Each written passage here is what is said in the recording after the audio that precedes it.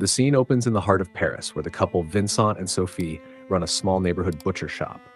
With dwindling sales and dissatisfied customers, the shop's reputation is sinking, while Vincent, in an unusual habit, massages cuts of meat.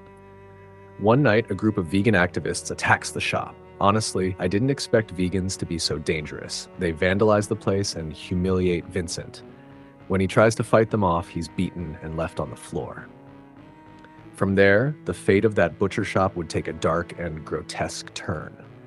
With no money to repair the damage and rejected by the bank, Vincent and Sophie have dinner with their friends Mark and Stephanie, who own a successful butcher shop. Between provocations and humiliations, Mark gives Vincent a gun, claiming it's for protection. On their way home, during a marital argument, Vincent recognizes one of the activists riding a bike. As he tries to confront him, a tragic accident happens. The young man is run over and killed. Afraid of going to prison, Sophie convinces Vincent to dispose of the body by imitating a famous killer from a true crime documentary. The human meat accidentally gets sold the next day, and to everyone's surprise, the customers love it. What starts as a mistake quickly turns into an opportunity. The so-called Iranian meat becomes a hit. Sophie, initially horrified, soon suggests this could save their business. Vincent, hesitant, watches as sales skyrocket and customers, including the local cop, get excited, with no clue about the real origin of the meat. Tension builds when the couple's daughter, Chloe, introduces her vegan boyfriend, Lucas. He indirectly condemns the butchers, which only fuels the couple's decision to start turning vegans into butcher shop meat. From there, the plot takes on a morbid thriller tone. Disguised as activists, the couple infiltrates vegan groups and begins selecting their victims. Their first attempt fails, but soon Vincent and Sophie realize they make a deadly team. In a cruel irony, they even help destroy Mark's butcher shop before enjoying a dinner where human meat now seems tastier than conventional cuts. One scene subtly references the 1987 classic Predator, as Vincent stalks his prey in the dark, mimicking wild predators. Interestingly, Some Like It Rare was inspired by real cases of illegal butcher shops in Europe and delivers dark humor in an almost absurd way. A fun fact, the dog in the film, actively involved in the murder and cannibalism scenes, was the only cast member to win an award at an alternative French film festival. At a certain point in the story, personally, I wouldn't have taken part in destroying Mark's shop.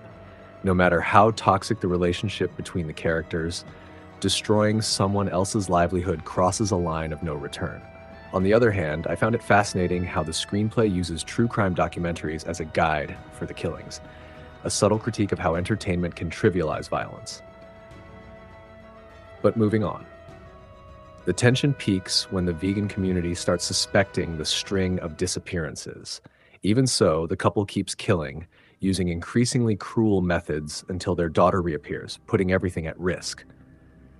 The moment Sophie threatens Vincent to keep the massacre going reveals the character's complete moral collapse and how greed can turn victims into predators. In the final act, Vincent is stabbed while trying to rescue Sophie, who had been kidnapped by the activists.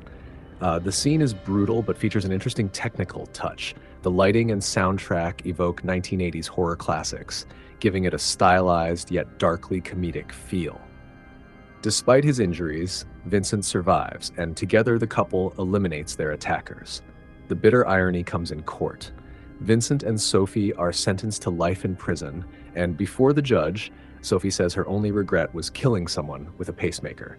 The tip-off that led to their arrest came from Mark and Stephanie, driven more by jealousy of the couple's sudden success than any sense of justice. A final comment from the characters exposes social pettiness and racial prejudice, ending the story with a sharp critique of human hypocrisy. Now, tell me, if you were in Vincent's place, would you have gone ahead and sold that Iranian meat after the first accident or confessed everything to the police? And beyond that, do you think a horror comedy like this one can actually make valid social critiques as this film tried to do? Leave your thoughts in the comments, and I'll see you in the next video. I promise you'll discover some amazing films with me, so don't forget to subscribe so you won't miss out, and hit that like button if you enjoyed it. And I gotta tell you, it was perfect. Perfect.